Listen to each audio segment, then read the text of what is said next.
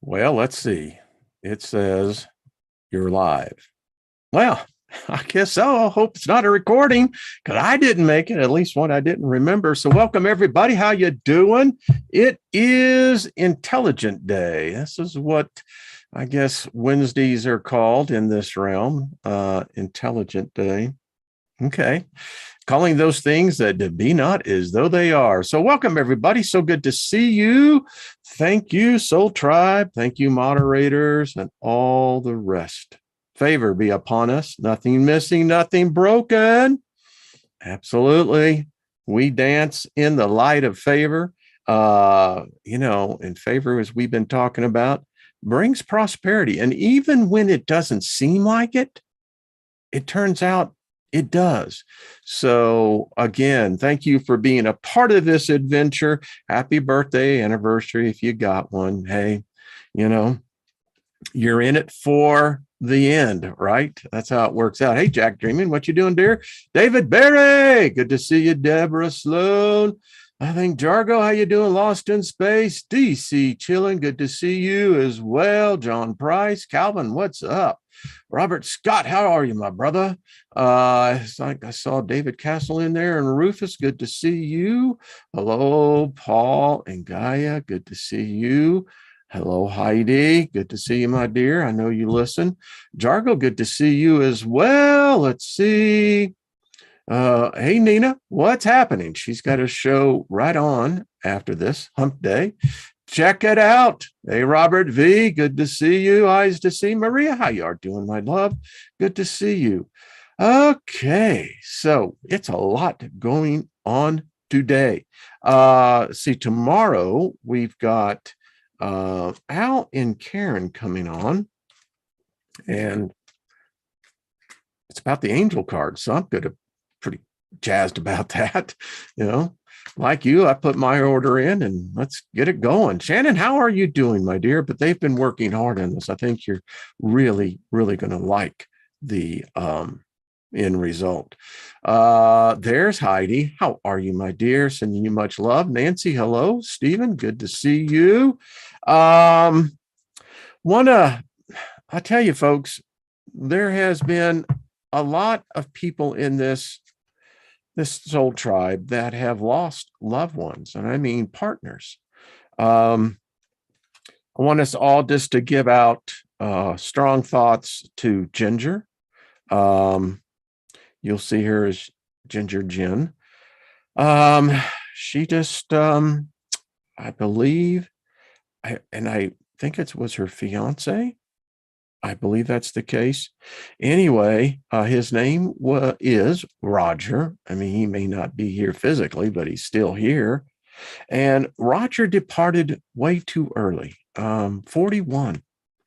Wow. I think he was going to be 42 this year.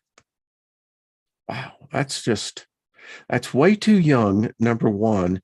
And, that makes I think number 4 in the inner group of this soul tribe where the women have lost husbands, partners, soulmates. And the thing that I admire about Ginger as well is that she's transmuting the grief of this loss and is wanting to put that energy into the group experiment, the workshop. Wow. That's a testimony. You have to have the test in order to have the money, the proof. Yeah. So Ginger, we just send you just love. That's all I can do. I wrote you an email and yeah. Too many leaving. It's interesting. I read something here recently that said the world is experiencing a population decline, not only by the amount of people dying prematurely, and I guess you could say, well, all death is premature. I don't know. But specifically in what we would call, entering that time of life where it really gets to be, kind of fun. Well, it's all fun, but so, yeah. And there's not enough new souls being born. I wonder, just thinking out loud here, the theory of the hall of the goal. Y'all know what that is, right? The goal. They actually did a movie on this. Demi Moore played in it. I don't know if it was The Seventh Son or what, but in the movie, if y'all remember the movie that she was in, she was pregnant and she had apparently the last living soul that was going to be born into the world. And of course, this started a whole chain reaction in the celestial, the angels, the demons, all of them. Good story, though. The seventh sign. Thank you, Deborah. Much love to you, dear, on that. Hey, Courtney Mack, what you up doing? Getting the numbers for the first week, and I'll get clarity on this tomorrow. And Courtney and Lucky, if you could just give me what was, I think it was an 85% response rate, which is phenomenal. And I'm not sure where we rated on the percentage. Courtney, do you have those numbers on your end? I'm not sure. Hey, Grace, good to see you. Kathy, hello. AFI, what's up? Cried like a baby, filled my mom's lap when I was 10 when I watched The Seventh Sign. You see, yeah, it's an interesting movie. So are we seeing that? We're definitely into something new. There's no doubt about it. The change is already affecting the astral, the ether, however you want to define it. The celestial is being changed. We're seeing that all over the place. It's here. It ain't coming, baby. It's already here. And we're seeing the result of that as well within us as a species. So anyway, Ginger, we send you love. I told Ginger that she should get in touch with you, Heidi, because y'all two got something y'all can really share on. And again, we just send much love to you as well, both of you. And there's others who have lost loved ones. We're not lost. They just transcended ahead of us. We're all heading there. No matter how you don't want, you see, the interesting thing about the human psyche, the brain has been programmed to reject its death. You can't handle it. It's not part of the algorithms, not the program. When you start addressing to other people, living beings, about their death, for some people, there's just this huge disconnect, It's like, I know it's going to happen, but not now. Well, you never know. Nobody knows. I often said, if the spirits were really transparent, oh, isn't that just perfect, Steiger? I love that. If the spirits are transparent, I love that. That's got to be a t-shirt right there. If the spirits are transparent, why don't they tell us our death? I mean, if they can see the future, I mean, that would really get me on my heels if I walked in and someone using a modality and said, well, this is going to be, and they write it down, the exact day, hour, minute, and say, see, this is, would you believe them? Would you reject it? Would you say, I refuse to be a part of a program, a predestination, but in essence, we've all been predestined. There is a date already stamped on us. There ain't no changing it. Question is, can you prolong it? Is that changing it, or is that already factored in? I don't know. T.L. Clark says, death is a state of being I do not know. Yeah. Well, actually, TL, if you think about it, if reincarnation is true, then we're all very, very intimate with death. We know death. In fact, I say a lot of us long for that day. It's a release. Now, if you're on the side that scares you and what have you, and you're into the material thing, death is a scary thing. But for others, it's a day of celebration. It truly is, my death is my birthday. That is truly my birthday, because that is truly when I am born into the next realm. And I happen to think that maybe that birthday may be more important than the one that I supposedly share every year. I don't know. So, I say that death won't stop the play. It's right on. I agree with you. But yeah. All right. I really want to get into some stuff. I'm not dying. I'm leveling up. David Barry. I love that, brother. By the way, going to get the boys back. Yeah. So, all right. Got a lot to cover. I got something here that's really going to blow many of you away, metaphorically. So I want to talk about the aspect that if there is a God or a goddess, it cannot be the ultimate. Listen to this. We're going to be talking on a number of books here, but this one I want to get into. So this is called Singularities. This is exploration of life after death. It's really a good book. I mean, if you wanted to get the PDF, but let me go and let me just read this here. And we're going to be talking about this because it's profound. In Christianity and in some Eastern philosophies, there is an argument over the nature of ultimate reality, divinity, Brahman. Does the ultimate, you can say source here, the all, doesn't matter. It's all the same, right? Does the ultimate have attributes? The thing I found in my former religion is that they assigned a personality to their God. This God is an angry God. This God is a jealous God. This God is a merciful God. This God is yada, yada, yada. And it's interesting because any god or goddess that you study, they all have human attributes. Why is that? Because man cannot relate to something that he cannot resemble himself as.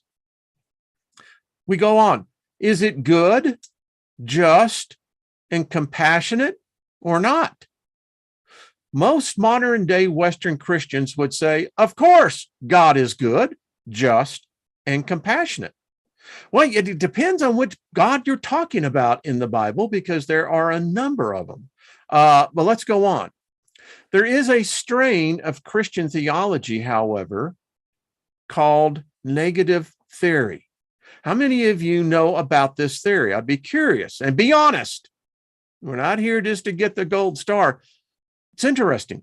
Anyway, negative theory, which holds that if we give God attributes, we put limits on God and put him on our level and the level of any object we described. It was for this reason that St. Basil and his fellow bishops in the 4th century in Cappadocia said that they believed in God, but they did not believe that God exists. Now, this is interesting because what I have learned whether I was in a massive crusade of 50,000 people or in a small church of 5, no one that I found had the same image of God that I did. Now, we had the playbook, we had the program, but the problem is it's so ambiguous because it defines this God. Many people in today's world are afraid of God, their own God they're afraid of. It's weird. And yet, within these constructs, individually, they're all made up. No foundation of reality at all. But they become as real as the love that you have for your most intimate relationship. In other words, the Creator transcends even existence. The essence of God is completely unknowable. Mankind can only know God through his energies or hers. The Eastern Orthodox version of this tradition, Hieschism, became a dogma of the Orthodox Church with the publication of the Decree of Tomos in 1351, the essence of energies distinction. I find it interesting that as we continue down this road, which we're being guided by, the other night I was awakened to bring, number one, a red stone and put rose quartz. We'll get into that in a second. So if God exists, it doesn't exist in the term of existence and the construct we've been told. It can't exist. For if it exists, then it is not God, source, or all.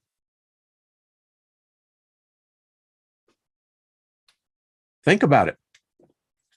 Parallels to this Christian negative theory is Advaita, the non-dual Vedanta, as propounded in the 8th century by the Adi Shankara. In this philosophy, the absolute has no name or form or attributes. It is Nirguna, without attributes, Brahman. Daoism holds a similar view as revealed in the statement, the Dao that can be described is not the Dao. Lutzu, 1972.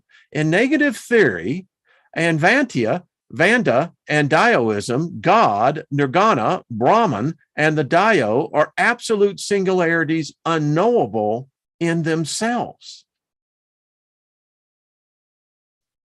Wow. What this is saying is that everything that man has conceived, contrived, constructed, designed, implemented, brought to life is of its own creation. I mean, why else did they remove the feminine? No God would do that. He goes on, and I'm going to conclude on this one, but it's interesting. The universe of the Big Bang bears remarkable similarities to the God of negative theory and the Nirguna, Brahman, and the Dao. It too is an ultimate reality. It too is a singularity. The universe before the Big Bang was an absolute singularity. It did not exist in space and time because it had nothing to relate to. And space and time are created by relations between things because, excuse me, as I'm going on here, it does not exist in space and time because it had nothing to relate to. The space and time are created by relations between things. Nothing can be said about a singularity. After the Big Bang, multitudes of chaotic energies were released to fend their way in an uncreated world. The universe that we inhabit is still finding its way, especially in intellectual and cultural arenas. Wow. Makes a lot of sense. But then that leads us to the question then, okay, if this is possible, negative theory, I mean, in one hand, it's completely logical. How could man define a god, a goddess of any kind? It would be limited by the fact that our minds are limited. We get into that all the time here. But it is this is an interesting book. It's not that long. If we'll probably refer to it back here again. All right, I want to get into what I have found. I am just adoring this book. This is Unlocking Your Abundance, the 22-day course through Mary Magdalene. And I've been reading this, and it's an easy read, and it's moving. So I want to read this because we're still in our experiment. We'll be sending out the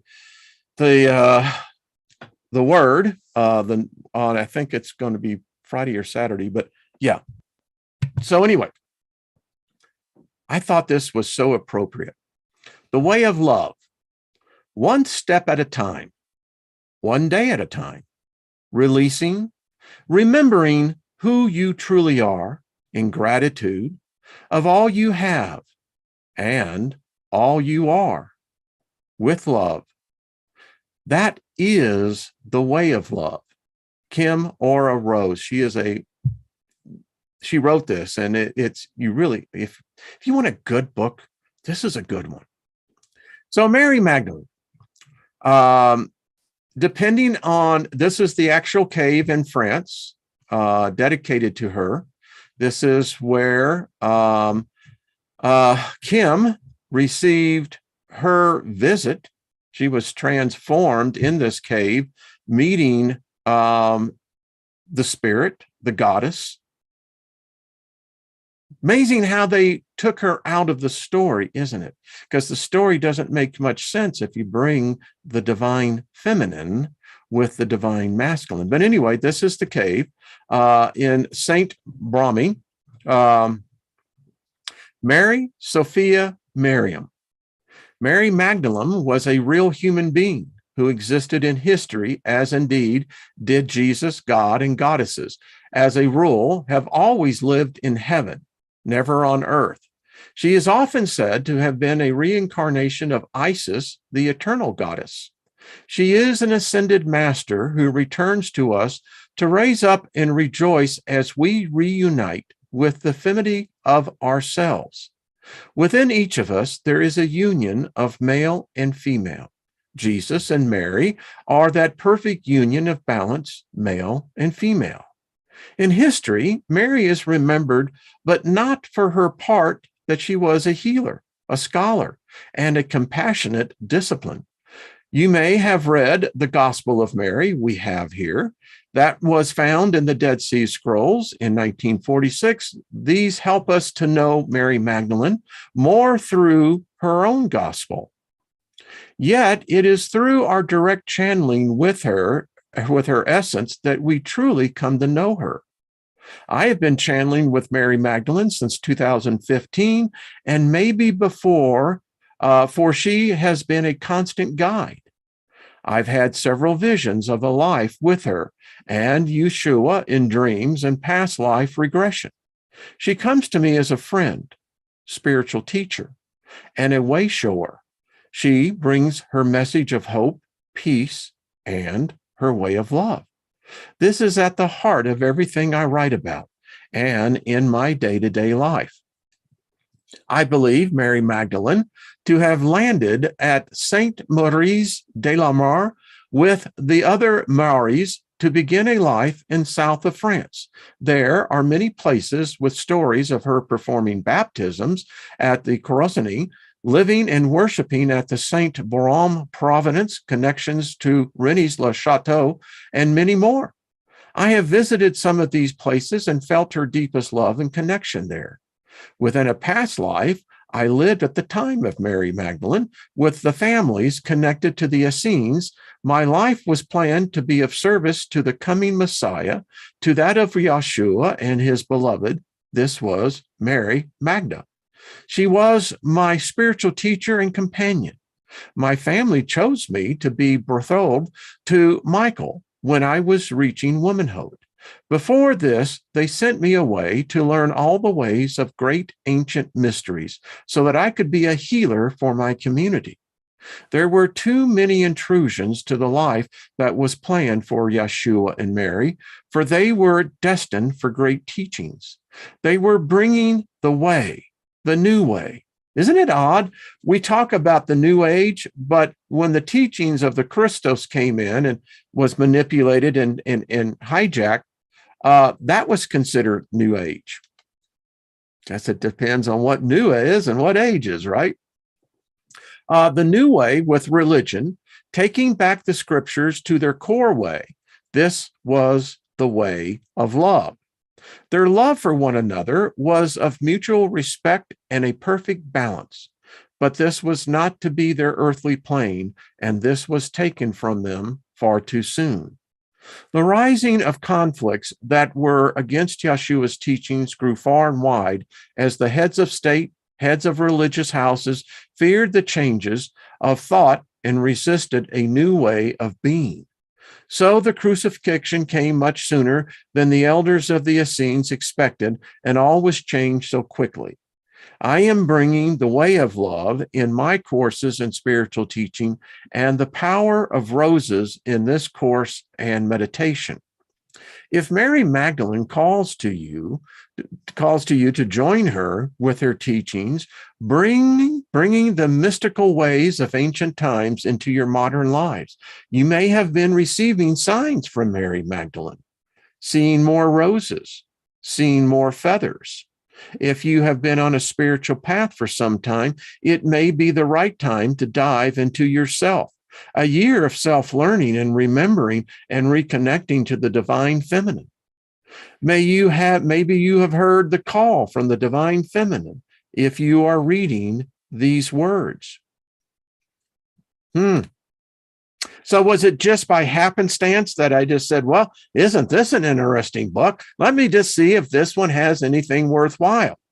Was it just a coincidence that I just said, well, I'm reading this and this has a lot of synchronicity with what we're doing? You decide, right? In June 2019, I went with my husband on a pilgrimage to the south of France. We visited several places on our holiday, including St. Maximin's Basilica, where the skull of Mary Magdalene is kept in the crypt, and the St. Bami and the Mary Magdalene cave near Nanslapins, Var Providence. I didn't know that they actually had her skull. Wow. Who would have known, right? We visited the cave on a midsummer's day, the 21st June, 2019. The journey to Mary Magdalene's cave was quite arduous for me as I have asthma. It was a hot day, so we chose to start the journey early in the morning.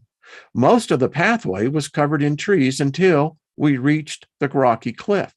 The terrain was constantly ascending up the mountain. Following winding paths, we paused so many times. Whilst I was determined to reach the cave, I did at times wonder if I would actually make it to the cave. I was really struggling with my breathing. Top that off with the heat, the incline, and my own breathing disabilities. Bummer, isn't it? We met people coming down who were struggling in the opposite direction. My husband was very patient and encouraging with me. At times, I could only take around 20 steps, then I'd have to rest, take some water and my inhaler, then start again. We enjoyed all the pauses, listening to the bells ringing out of St. Roman the Holstera, urging us to continue, and thus we did, pausing to listen to the birds singing and the sound of water flowing down the mountain. Eventually, we arrived at the steps of the cave and walked past the roses with the statue of Jesus on the cross and Mary Magdalene around the gardens. We looked out over the landscape, over the mountainous terrain, and down to the flatter landscape.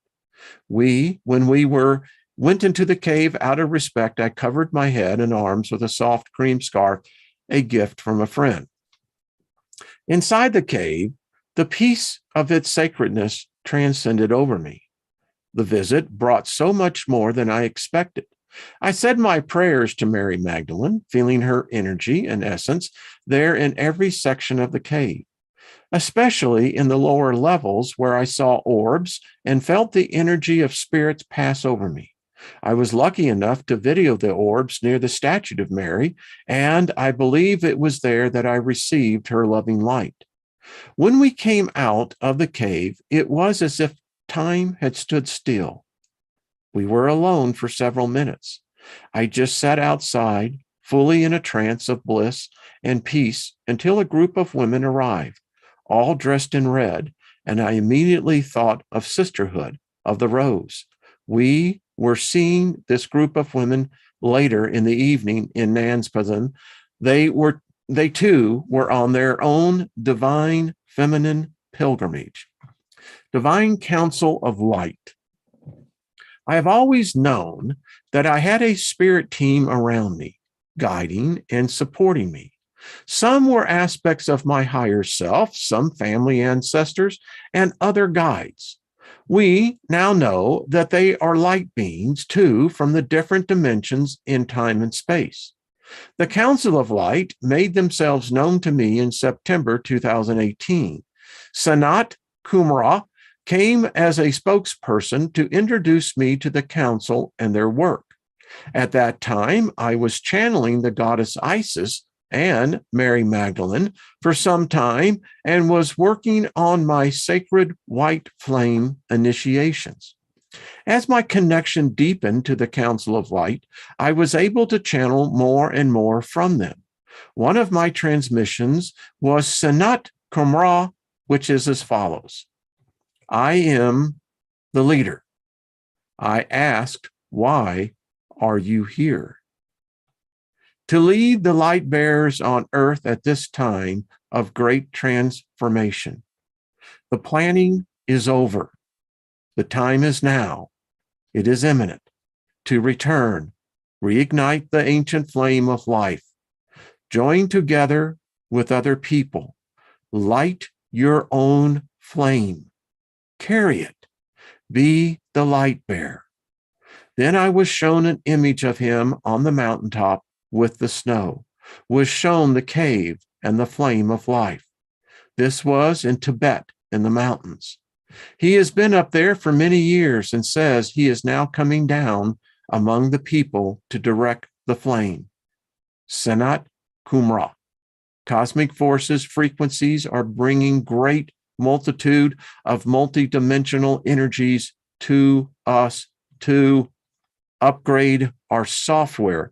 This is how I heard it, but it didn't feel the right language of your earth. The next 5 to 20 years will bring great changes. We are to hold the light and bring it forth. Open your hearts. My ears were ringing as if 1,000 angels were trying to communicate with me. So who is the Sanat Kumara? He has been recognized in many of our religions. He is part of the White Brotherhood who make up the Council of Light with the Sisterhood of Divine Feminine, as it is a collective of divine masculine and divine feminine, angels, ascended masters, luminous beings, star seeds, intergalactic beings, etc. The council now calls themselves the Divine Council of Light, and Lord Melchizedek comes to me as a spokesperson for the divine masculine. The Grand Master Melchizedek is recognized as a messenger from God. He oversees activities on earth and is bringing peace and harmony to the earth planes. I told you all this was good. And may I encourage you to, if you have rose quartz, start bringing it out. Get it charged. The daily plan, 22 days. This is really interesting. I won't go through the tables. If you want this, you can get it. It's all right. So the guidance.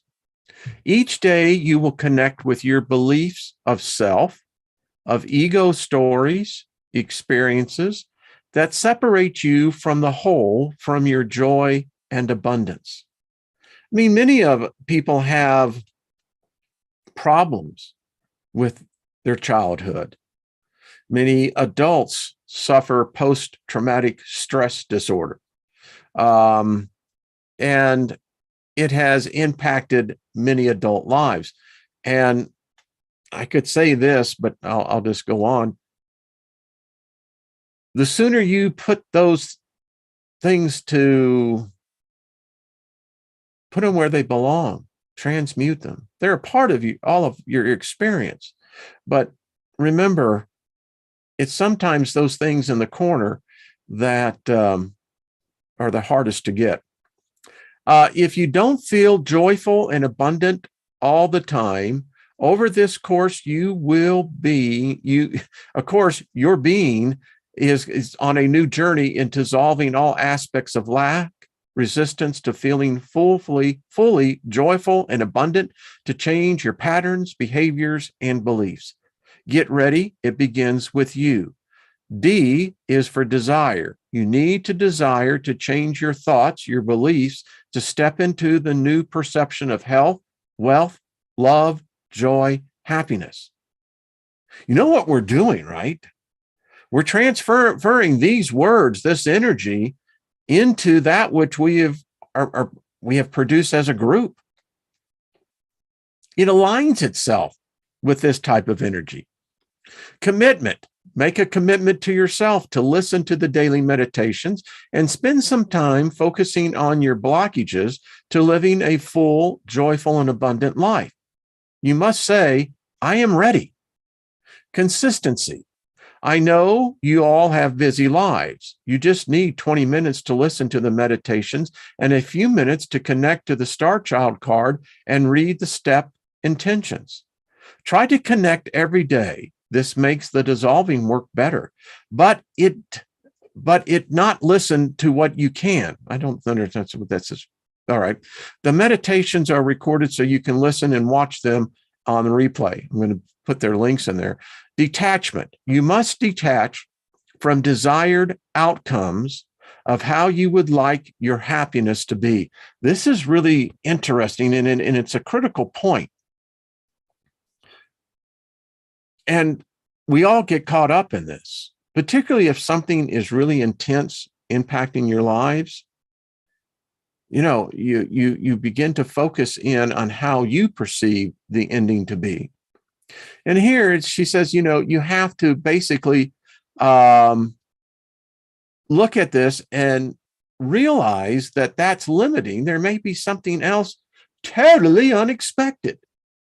So detaching yourself from the desired outcomes on how you want your abundance to be, just allow the natural flow of joyful abundance to come to you and be part of the new you in your new life. F, follow the program. Follow each step of the program, and you can see the plan on page, the following. You can listen to the first meditation on day 1, and at the other time you can feel guided to. Each day there will be a different chakra to connect to for 7 days, then you repeat for the whole 22. So she gives us a complete outline. I really like this. Day 1, Mary Magdalene's Pink Bliss introduction, the pink rose. Says, thank you for accepting my invitation to take this journey with me. You will have many guides and helpers that will support you on this journey. Mary Magdalene, the Anadamakia Ma, the Kuan Yin, and Mother Mary. Each month this year, we have been in so much deep reflection and pull energies with our ascension into the 5th dimension and beyond. Our lives have changed so much during this year. You may have felt the energies of the higher realms of the 5th dimension as it is pulsating towards us each day, and the extremes of clinging to 3rd dimension paradigms, and you will have been tested. I have no doubt this would have happened to you.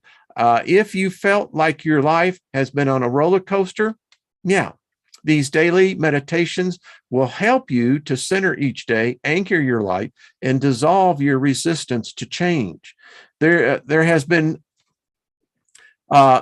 this has been in excuse me, there has been this intensity of letting go of old stories, old experiences, and stepping into the new. Self-care is one of the things that you may have heard day after day. Look after yourself, love yourself.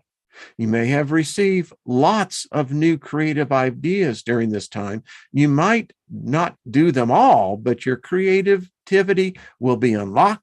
And with that energy will bring the abundance and joy we seek. You are becoming, you are self-love.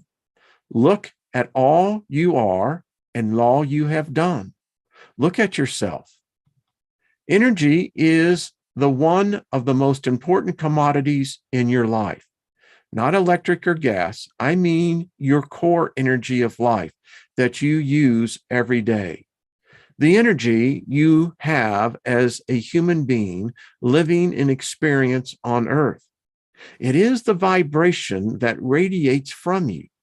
You may have read or heard about third dimension and fifth dimension vibrations and know that we are shifting from a 3D perspective to a 5D reality. The earth is changing its vibration and we are too. This can be challenging, but it's happening and we are having the ride of our lives. Enjoy it, baby. You may have felt the deepest reflection of yourself recently and the deepest love of all creation. These are both aspects of the moving forward. Many of our thoughts are from our childhood and family conditioning, and those are filtered through into our own beliefs. One analogy I've been using is that we see the world and our experience through different lenses. Sometimes we may have a filter on that lens too. Everything is about perception of what we feel in our lives. It is these very beliefs that hold us back from experiencing pure joy and the fullness of abundance. Positive thoughts can fill our consciousness, raise our vibrations, and help us to expand our core energy outwards. Negative thoughts or judgments or feelings of lacking something hold a denser energy. They contract us inwards, energetically leaving us with a small sphere of influence. They make us tired, irritable, and lost. This course will help you unlock the negative thoughts and patterns and create new behaviors for your mind, body, and soul. Other people in your life, be it friends, family, colleagues, are affected by our vibrations, and you may find they react to us in strange ways. When we raise our vibrations, we bring in more joy, abundance, and happiness into our lives. We touch the true essence of being a human being, having a human experience on earth. Everything we could have ever imagined could be accessible to you. This might sound too easy, and it is. During these 22 days, you will begin to unlock joy and abundance of life. So look at this. I've seen roses like this. I can create this in my mind now. And can you smell it? Yeah. During this first meditation, you will connect with Mary Magdalene's pink bliss ray with the soft pink rose. I received this energy when I visited Saint Bromé Cave in France on the summer solstice in 2019. It is the most peaceful, blissful energy I have ever felt. And this is within the first meditation for day one. And again, you can listen to it on, she actually has, I believe, this on her YouTube channel. We're going to try to get her on too. And you can listen to any time you wish to be in this loving, peaceful energy. It brings you to 0 point of purest love. Pink bliss ray of light channeled by Kim Aura Rose. I love this. Y'all ready for this? Dance in the water of life. Connect to all that is beautiful. Be within the joy of everything. Now, this is the meditation with the pink bliss and Mary Magdalene. Go into yourself. Breathe. Go within. Step beneath the veil inside. Surround yourself with pink mist light. Allow it to flow around your feet, your ankles, your knees, your thighs, your body, the root chakra, up to your scale chakra, up to your solar plexus, and onto your heart. Pause there and see a pink rose forming. Step into your pink rose. Be at one with your pink rose. Feel the petals. Can you feel it? They're velvety. Got that velvet feel. The softness of the petal. You are the beautiful rose. Feel all the peace and bliss from the pink rose within you. Spend some time in this beautiful, soothing, supporting energy of self-love. Feel the presence of Mary Magdalene joining you. First, you sense her heavenly perfume coming towards you. Then you see her with your spiritual eyes. Then you feel the touch of her gentle hands, holding yours for some time. Blessings flow from her to you. There's a warmth. She gives you a key, a golden ankh.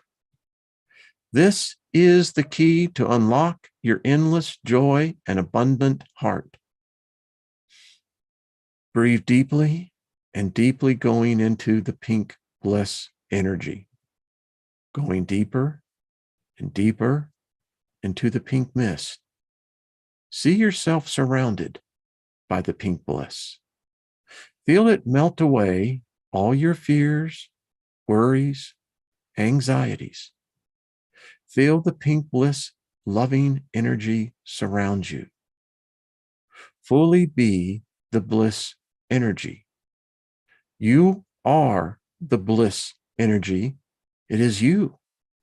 Spend some time in this energy. Come back when you feel ready. You are ready to begin this journey into your heart. Day 1, Rose Journal, Pink Bliss Rose. Describe what did you experience today from the teaching and the meditation.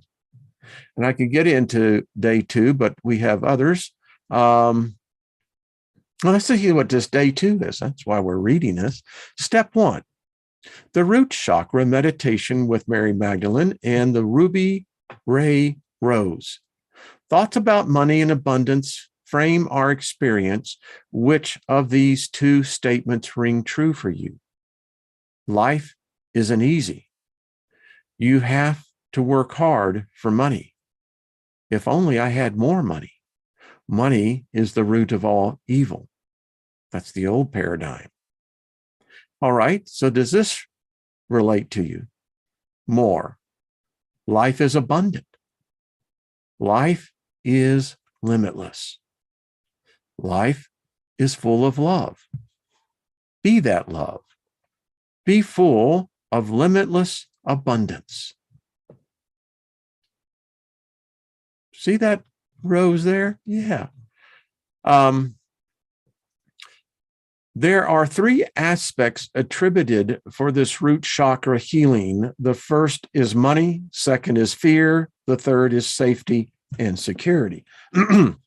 When I first wrote this course last year, fear and safety were not 2 aspects I was particularly worried about. But during this pandemic, they are deep emotions that have arisen in myself, worrying about myself and others, and these are daily in the news in our country. So we will explore these aspects to release our resistance to feel fully safe and let fears go during these 3 days in the program. Where does fear sit with you? How does it come in? I believe we all should allow ourselves to feel each of our emotions and know them, so that as they arise, we recognize them and can bring ourselves back to 0 point, to be centered, to be neutral. And it all takes practice.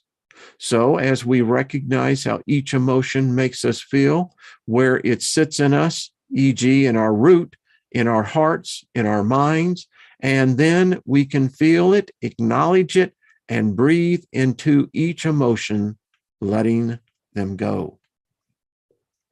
Where does the emotion of safety and basic need sit with you? For many of us, it sits in our root chakra. And this emotion has been very important in 2020. In the lockdown, we were mainly looking after our essentials, our basic needs. And for many of us, these have been challenging times. People have lost their jobs, income. So will have lost their homes. And basic necessities of life have been challenged, to say the least. Prophetic, Kim. So on our pursuit of ascension, we are being pushed and pulled between the 3D reality of living and the 5D reality of the new world, the new earth. We feel it in our essence. Our souls remind us constantly that we are pure love, and therefore it is time to explore our resistances and blockages that may have arisen over the last few months to fully awaken to more abundance in our lives. In your lives, there can be the constant struggle about money, fears, and the safety. Subconsciously, you may feel you have to work hard for money. It is hard to receive money. You struggle to earn enough, or you spend too much. You may feel your whole life has been challenged, turned around, and uprooted. This conditioning is passed down to and through your family and ancestors and embedded by experiences of life and people in your life. You may find it hard to discuss money, fears, and safety with others, and this is normal for many of you. Many people feel that others don't want to listen to these fears and worries, as when we tell others how we feel, they feel that they have to help us and don't know how. So they react to what we are saying. Many of you will have heard your grandparents' voices to you about money and your parents and guardians. Our grandparents lived through times of war, and they would have experienced times of deep worry too. These are words of the 3D paradigm. We are moving away from this way of thinking, believing, and living, and knowing. There is a huge shift happening right now on the planet, and it begins with you, with us. We are all in this together. And this year, we have been challenged more so than since the Second World War. Depending on where you live in the world, you have experienced suffering too. Have you ever felt guilty for having a good job, a good wage, having money given to you, having a nice car or house? Perceptions about money can affect your life. The ego has a big role in your experience, your happiness, the joy you feel each day, and the role of money in your life. Each of you will have a different perception about money, different values, belief systems, behaviors, and patterns. Even if you have a steady flow of money coming into your life as a salary or commission, you still get the feeling of what ifs. What if it stops? What if I lost this flow of money? I have to save for a rainy day, etc. You can get into the fear-based thinking about never having enough money or energy or resources. Love, health, these are all the same. When you fear what you might lose, you feel that you have something missing. This can be part of a mindset. True words. The simplest way of dissolving not having enough, fear, worry, is through connecting with your wishes and gratitude. Gratitude is the key to fulfillment and a massive sign to the universe that you are open to receive this, and feeling the loving rays of the love through the roses and intentions of the way of love will, and the intentions of the way of love, you will open the doors of lack and fear to change your perceptions and move into joyful abundance. Wow. All abundance and joy issues are particularly connected to your blockages in your root chakra at our base. This is a symbol of red.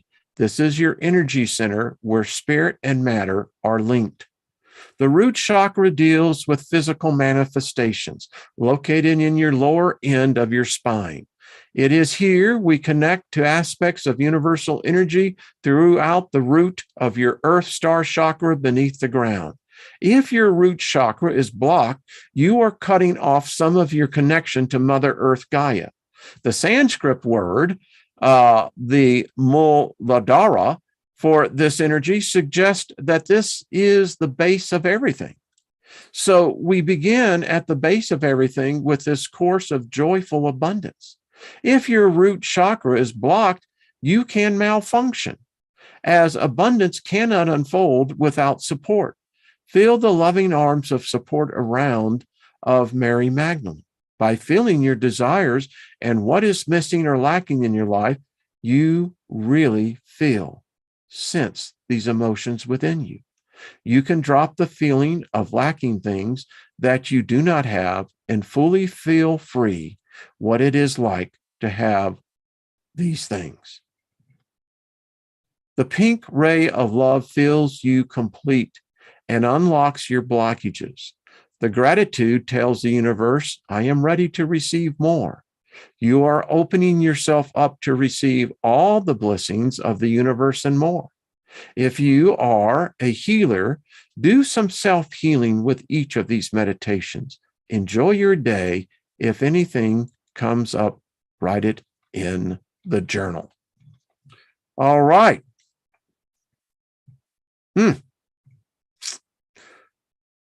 Whew, this is pretty good stuff. Let's just read this real quick. The root chakra meditation with Mary Magdalene and the ruby ray rose. Experience the thoughts and resulting emotions within you that block your abundance in your first root chakra. See this as a red rose bud. Sit or lay in a comfortable position. Your spine straight, erect if sitting, aligned if lying. Be relaxed. Hold an image of a red rosebud in your mind. Feel all your resistance to abundance in your life. Hold those thoughts that stop you from being fully present. Life is difficult. No. You have to work hard for your money, or money is the root of all evil. Hold those thoughts in your mind. Feel these fully. They are the blockages within to receiving full abundance. Now open the red rose. Imagine that it holds all your desires, all the things you would like in your life: health, love, happiness, joy, abundance, wealth, whatever you can think of. See each thought opening up like one of the petals in your hand, experiencing them fully with your complete enthusiasm.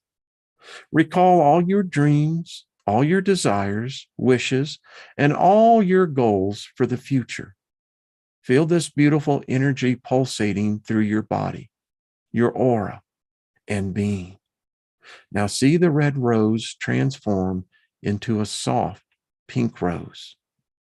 Feel your heart, your mind, your aura, your root chakra with this gentle, loving energy.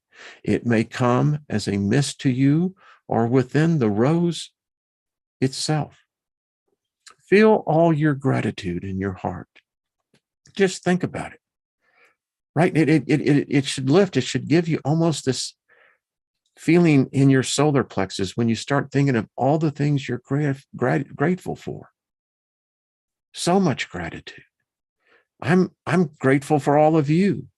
And that just lifts me higher. I can feel that energy. So feel all your gratitude in your heart, your mind, your soul, for all you have in your life. Everything you own, all your personal experiences, all your friends, loved ones, pets, your home, and all you have. Feel this deeply within and say a few words in your mind of gratitude for all you have.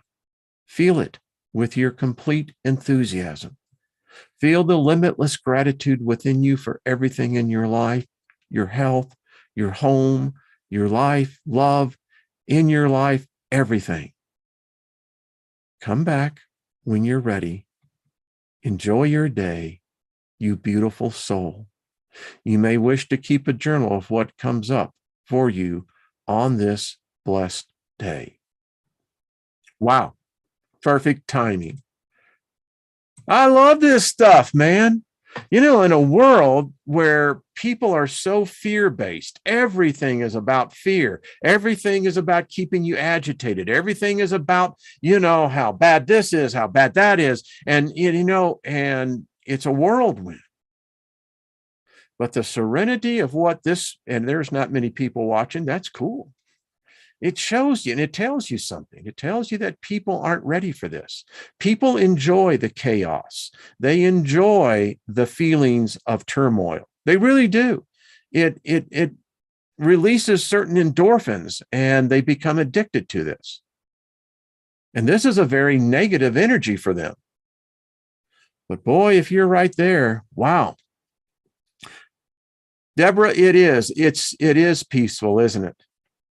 I'd rather be amongst a very few that know than with a whole lot who know nothing. I'll keep to our group. Thank you very much. All right. I feel rather serenity. It is. It's amazing the energy that is transcended here. I mean, the words alone bring it. Yeah. Woo. Well, David, Barry, enjoy the rest of your day too. I think it's nighttime there, but I shall. Heidi, I'm glad that you enjoyed that. Yes. Thank you, Karen, as well. Hey, a moment of serenity and peace. Wow. Priceless. That's all I got to say. Priceless.